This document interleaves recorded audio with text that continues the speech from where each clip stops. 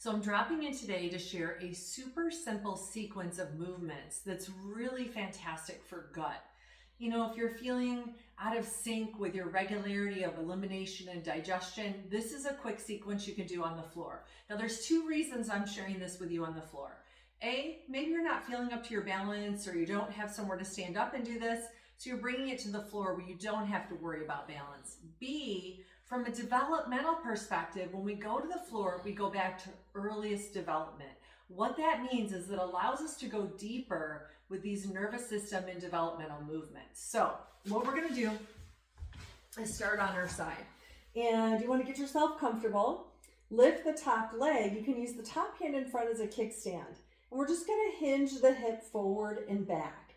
I'm just gently moving. I'm keeping my knee bent, so it should feel pretty easy.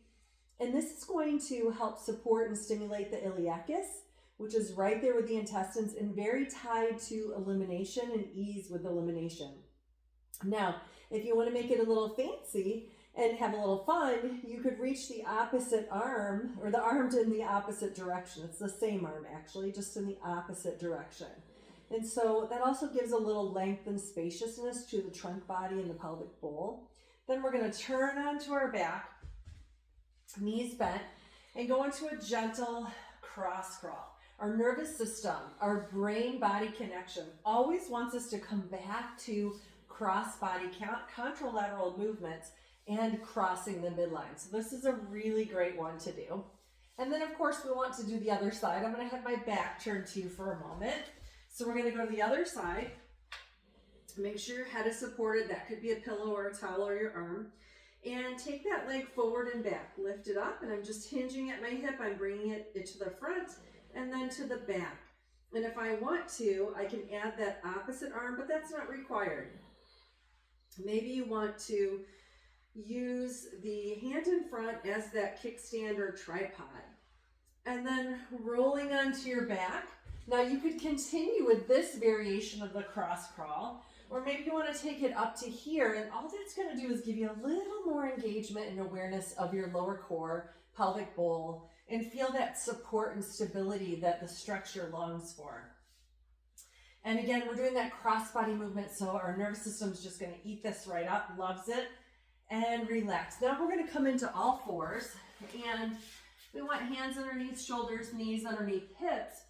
And I call this wag the tail. So we're going to take our feet to one side. We're going to look to that same side. Oh, I'm seeing that I have some holes in these socks. I just realized I'm not ready to do away with these socks because I love them. So they have some holes in them. And switch to the other side. Now we're bending the body to the side. And more than that, we are actually nourishing a spinal reflex that is very tied to digestion, bowel and bladder control, and elimination. And so nice and gentle, side to side. So great for digestion and elimination. Then we're going to come to seated. You could sit on a ball or some pillows or something. And we're going to do sort of a more static opportunity of almost like a meditation, if you will, a hands-on meditation. It's very self-soothing. We're going to do some neurofascial processing. And for this one, place one hand on the left side of your pelvic bowl. We want to affect the sigmoid colon there, one of the last stops before elimination. So if you make your hand big and put it over there on the inside of your pelvic bowl, that's going to be what we're talking about.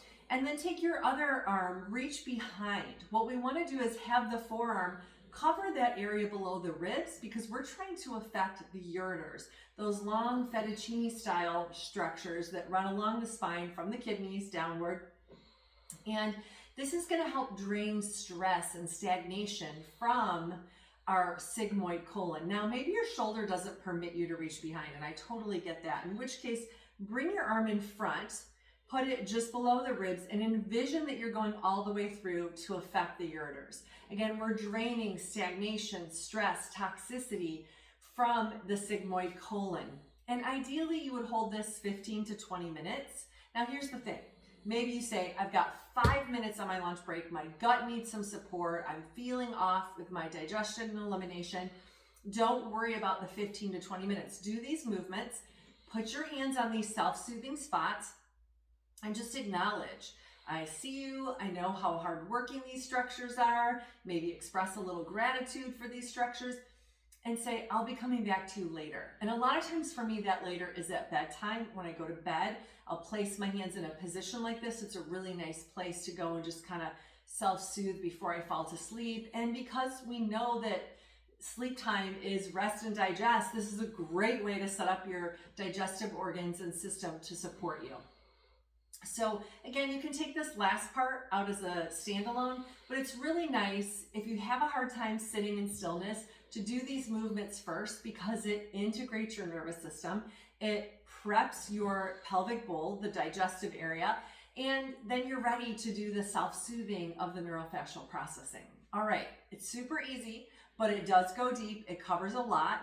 Give it a try. Notice what it feels like, and feel free to reach out with questions or to share how it felt for you.